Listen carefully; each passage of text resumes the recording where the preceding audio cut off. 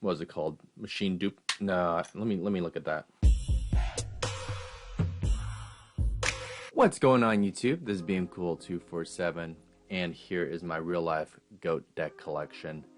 I've been collecting these for about 2 years, 2.5 years maybe now. It's just, this is like my prize part of my collection because I spent a lot of time putting this together. It's kind of like the Kyber briefcase. I always wanted some storage that had all the cards displayed evenly and showing all the boss monsters from Duelist Kingdom to Battle City, and I was able to get close to what I wanted here with my own 3D printed boxes here. As you can see, a little gloss there, a little PLA plastic, and then it's a 2-part print.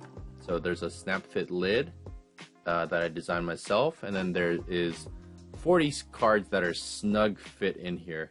Make sure to get sleeves that are small size, of course, for Yu-Gi-Oh cards, not standard size because it was like Pokemon cards, larger. But they're also not too thick too. I think Titan Shield on Amazon doesn't work with this for 40 cards. I'm going to design a 45 card one in the future so I can fit those Titan sleeves. But 40 cards, Ultra Pro matte, I think is what I'm using for these.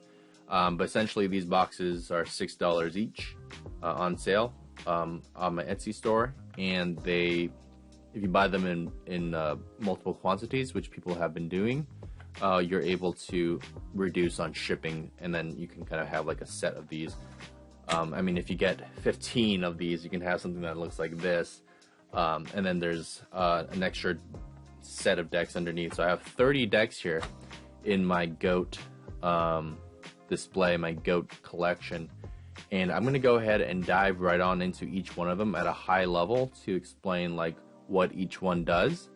And yeah, hope you enjoy. And if you want to find out more about each of the deck card lists in particular, I've probably posted at least half of these on my channel, so go ahead and check those out. They probably vary as time progresses. Like, I might have changed some, but let's go ahead and start left to right here, and I'll just take them out and go as long as we go. So we'll first start off with XYZ Dragon Canyon. So this, as you may guess, is the Union deck that brings in the X cannon, Y cannon, Z cannon, and their fusions. The fusion monsters besides this one, so this one has 41 cards. I put it in the extra deck, which is here. This is all dedicated to the extra deck, that one on the top right there. But essentially, this is all about bringing out Union monsters, and then using cards like the double attacking, machine duplication, no, not machine duplication, limiter removal. Using cards like limiter removal to double the attack to go for the win, and then cards like frontline base to special summon your Union monsters. So pretty fun deck. It's not that bad actually. It actually works pretty well sometimes when you can OTK your opponents with some machine support. So I'll set that off to the side here. Lava Golem is a burn deck, pretty standard. Use cards like Just Desserts and Nightmare Wheel to stall them out, and the shield, Big Shield Guardian, cards like that. Relinquished deck, just a lot of control, a lot of Book of Moons and Tsukiyomis to keep taking control of their cards. Valkyrion, pretty standard. This one's pretty fun to use with the spell card that allows you to bring the two normal monsters, or the 2 normal cards from your grave to your hand. I'm trying to see if I could find that in here. You see I have some Korean cards in here as well. Dark Factory of Mass Production, that's the one. So it allows you to kind of restock, and then Valkyrion, the Magnum Warrior, comes out pretty quickly. This is actually a pretty fun deck. I like this one a lot. This is my extra deck. Thousand Eyes Restrict at the cover of it, but it has essentially tokens too, but the extra deck, I'm just going to take everything out of here. It has the extra deck for everything. Everything you'd need. Unless I'm going to like an actual GOAT tournament, I actually won't take these. Gatling Dragon's freaking expensive for just a common. Master of Oz, Ultimate Rare, got some Kuribo tokens, so Ojama these aren't even tokens, these are actually the monsters. The tokens are way too expensive. And we got some scapegoat tokens that I got from the actual I want to say Joey's Legendary Collection is the one that had that, or it was at the Legendary Collection, like gold box. It's one of those two. I don't know which one exactly, but that's my extra deck. That's of 40 cards that have tokens in it as well. This is Girlfriend 247's deck. This is a standard BLS flip control / Thunder Dragons. Just a lot of meta stuff in there. Dark Magician deck has Dark Magician Girl, Sage of Stone gets him out, and Dark Magician of Chaos, D-Mock, with that quick play spell. Exodia, Emissary of Darkness is in here, Creature Swap, and Sangan, of course. Yeah, just cards to essentially, I think it allows you to even pitch some of these his arms and legs to the grave, so then you can bring it back with Dark Factory of Mass Production, or that trap card that brings back 3. Blue Eyes White Dragon, so Kaiba Man's in here, Shining Angel. There's also Berserk Dragon, which was my little spin-off of it, because once they pop the blue eyes, which 9 out of 10 times they will, you have a quick play spell to punish them even more with Berserk Dragon. A D-Mock, this is my Reasoning deck. Nothing else to say about that. Barrel Dragon, this is my Fusion Turbo deck, which allows me to get access to Gatling Dragon a lot. There's what was the one true Borolo Dragon? No, something like that. With 2300 attacking, can pop any card in the field. So that's in here. And there's a lot of other fusion turbos as well, like Thunder Dragons into twin-headed Thunder Dragons, and even the 2000 defense light monster that fusion summons into a 2800 beat stick as well. This was one of the harder ones to make work. My Dark Necrofear deck. Well, at least I was trying to win with these online, but it's really hard to win with the Dark Necrofear deck, because you need 3 fiends in the grave, and then you bring him out, and he's by no means a win con, and there's a lot of ways to go around him with like Book of Moon and things like that. So, but still, Bakura references Bakura, as do a lot of these other monsters reference like the characters in the series. Harpy Lady Sisters, My Valentine, of course. No Amazons in here, but maybe I did put 1 or 2, but primarily Harpies to pop back row with the field spell. And yep, not the best deck out there, but it's still a nostalgic deck and fun to play for sure. Red Eyes has Arm Dragon level 3, 5, 7 in here. So, because the Red Eyes alone, you only have that burn card, at least from the early days, you only have that burn card that burns your opponent for 2400 damage, which is nice, but it's not really necessarily a win con. So I put in Arm Dragon in there, so you can, when you use a Mystic Tomato, oh no, with the Magma Dragon, not Magma Dragon, the Fire Dragon, that once destroyed, you could special summon a 1500 attack low or lower dragon. You can swap between the little baby version of him, or you can swap between Arm Dragon level 3. Alright, the Tunes, Blue Eyes Toon Dragon. The nice thing about these guys is you're able to sacrifice tribute scapegoat tokens, if you didn't know, because it just says tribute to special summon this card. It doesn't say scapegoats is more for tribute summoning that you can do it for. So nice to do that for Tunes. You bring them out in essentially 1 turn. Alright, on to our second tier deck. These aren't as pretty as the first ones, or as notable because of, in terms of the popularity, I would say, in terms of the cards. But they are still fun goat decks, and you probably recognize most of these anyways.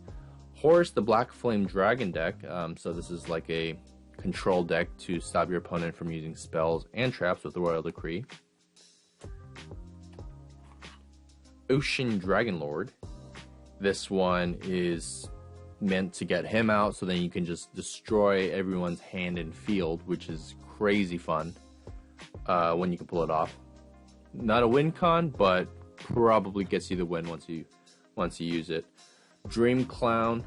This was my first goat deck. I love the idea of utilizing those spells and traps to twist Dream and Crass Clown into attack and defense, and it pops a monster in the while doing so as well. So they have to take care of a lot of the back row, and then also have to worry about these guys popping their monsters. So super fun deck. That's what got me into all of the goat format, was that deck there. Silent Swordsman level 5. This one actually got me a lot of wins while I was testing this online, because this is unaffected by your opponent's spell effects, so it turns off Snatch Steal, turns off Book of Moon, turns off a lot of things that would target, or that even tries to destroy with spell effects. So a really nice card and you get a secret rare version of this, by the way, but a really nice card to have on the field to pressure your opponent to get rid of. Berserk Gorilla. This is my Earth Beatdown. Yeah, nothing really much about that. I think it banishes some cards. The 1900 guy banishes some cards so you can bring it back. My Monarch deck. Again, another one that got me a lot of wins. The Monarchs are all on here. This is my gold rare from one of my Korean openings. This one was really nice because it just pops cards from the hand. The other one pops on the field. Just Soul Exchange is in here. Brain Control is good for getting rid of or even attacking with their own monsters. I think there was another one. No Mind Control because you can't tribute with that. But yeah, a lot of good cards in here, and this one had a lot of wins, surprisingly. Not as surprisingly, but a lot of wins as well. Gearfried the Iron Knight, a lot of hand control, like the Blast Shane card that once destroyed from a card effect, you can destroy a card on the field, which is really useful because you can use it in tandem with Gearfried. And then you have the Smoke Grenade, of course, that's even used today to destroy a card in your opponent's hand or get a card from their hand. The Creator, one of my OG decks. This one reborns a bunch of beefy boys, like that 2900 guy that disallows your opponent from playing quick play spells, which is really crucial in the metagame. And he's also, this is a Monster Gate deck, not Reasoning, so you can play a lot of 8s, and they can call 8s and not have to worry, you don't have to worry about it because it's Monster Gate only, and you can get out DMOC easily with that. So I think I even ran the Hero Emerges in this deck because it was a way to get out a beefy boy without having to try too hard, in a sense. Mystic Swordsman, of course you're going to run Book of Moon in this one, I think Tsukiyomi in this one, and then he just takes care of it really easily. And then I think what I just thought of right now is that card that disallows people from attacking the turn it's summoned or something like that. So that would be really nice to work in tandem with this because I'm setting this anyways.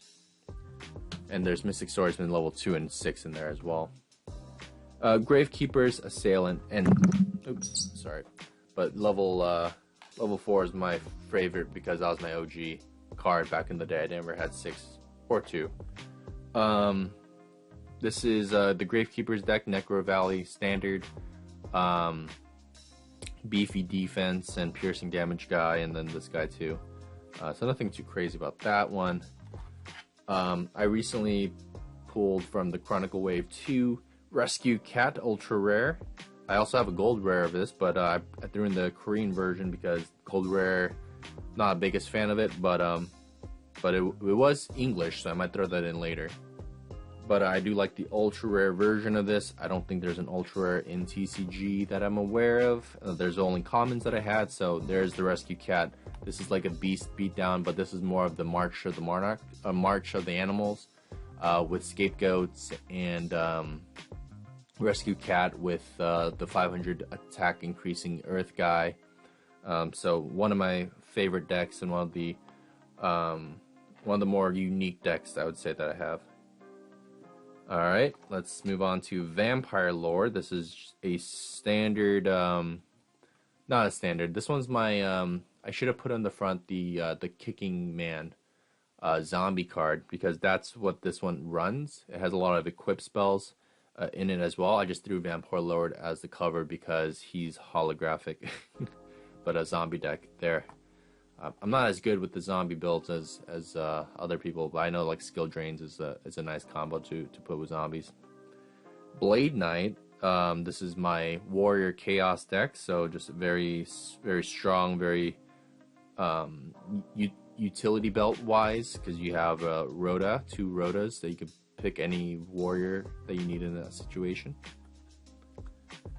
We're almost done here. The Win Beatdown deck, I played this one for a while. I should have played it in the GOAT tournament I entered because I was practicing with this, but I ended up switching to another standard like Chaos deck that I easily lost with.